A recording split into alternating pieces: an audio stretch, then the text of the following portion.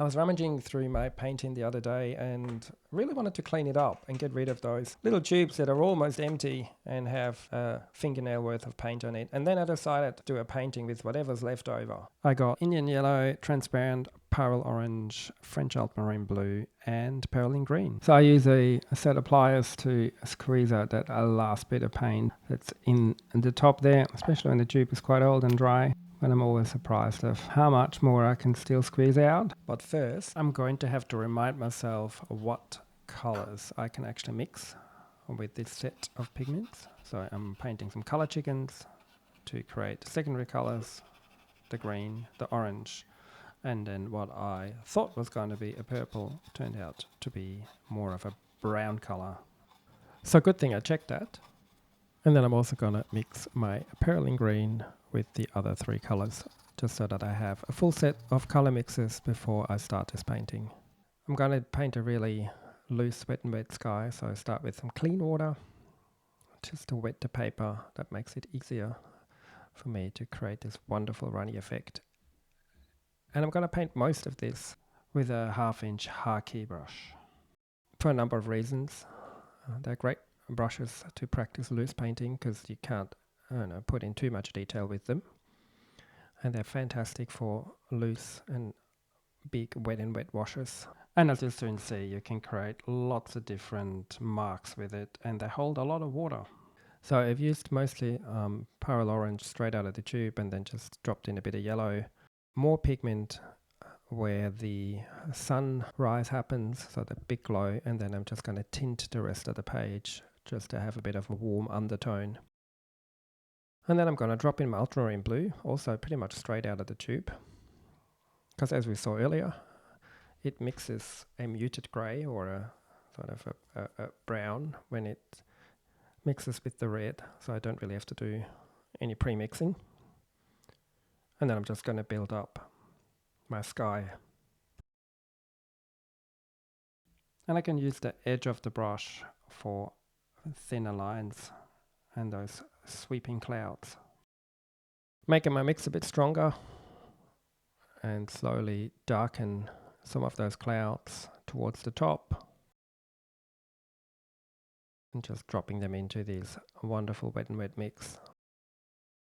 Now you probably know that watercolor dries a lot lighter than what you see on the page, but when you start with clean water and then come in with very watery mixes, you have to really compensate for that, and your first wash should look a lot darker than what you think it should look like, because it will most likely dry a lot lighter than what you think it will.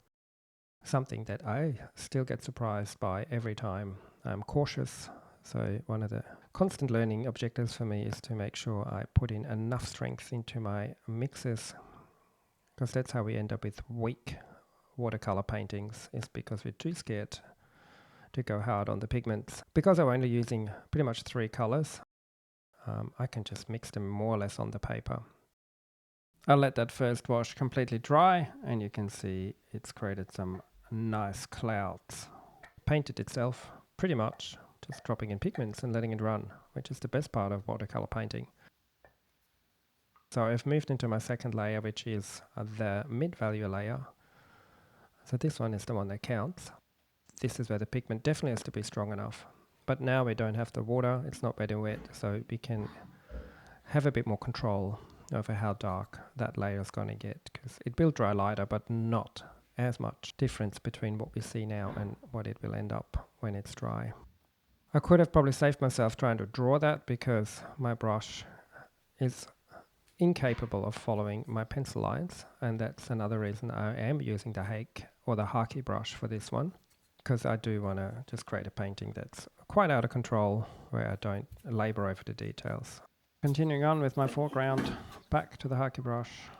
I don't want to stray from my mission to create quite a loose and textured painting. And I'm almost at the point of dry brushing now, so my mix is quite dry, it doesn't have a lot of water in it, so I want to create some patterns there, some reflections in the fields.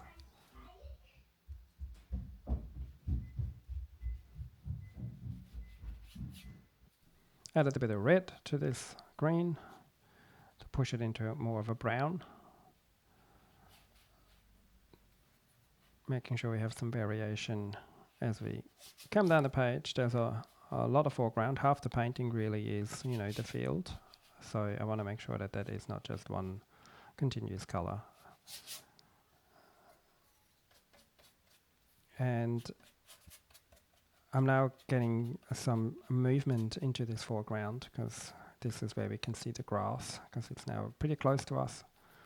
So I might as well just start with some directional paintings to indicate that, you know, there's long grass in the foreground. This is why this Hake brush is so fantastic to use, because it creates all of this texture and movement all by itself. Because I have so little control over it, it's a soft brush, so it kind of does a little bit what it wants to do. Perfect for a field with lots of grass in it. I've darkened that edge of the water, moving into my detailed phase almost seamlessly, and continue to create just texture. But yeah, I highly recommend it.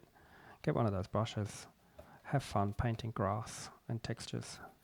You can see I'm taking a lot of water out now and pushing the brush down because I really want some grass breaking up that foreground edge of the water.